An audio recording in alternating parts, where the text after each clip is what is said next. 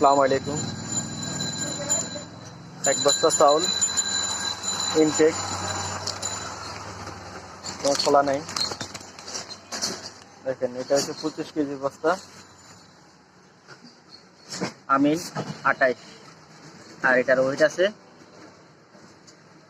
এটা ধরার কারণে ইয়া করতেছে, কিন্তু 48 গ্রামে। তো এখানে যদি আমরা 50 গ্রাম কম থাকে, তারপরে যে আপনার বস্তাটা 50 থেকে 80 গ্রাম হবে, তাইলে মানে আপনার 100-150 গ্রাম চাউল কম। 25 কেজি বস্তা, এটা ইনটেক বস্তা।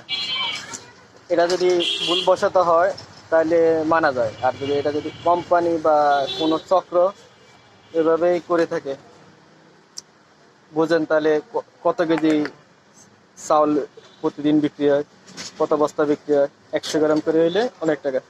তো যারা চাউল কিনবেন দেখে ওজন দিয়ে কেনার চেষ্টা করবেন, এটা আপনাকে ঠকাতে পারবে না, আপনাকে আপনারটা বুঝে দিতে হবে।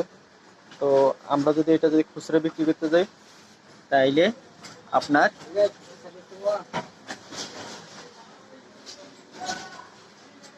100 গ্রাম 120 গ্রাম কমে বিক্রি করা লাগবে।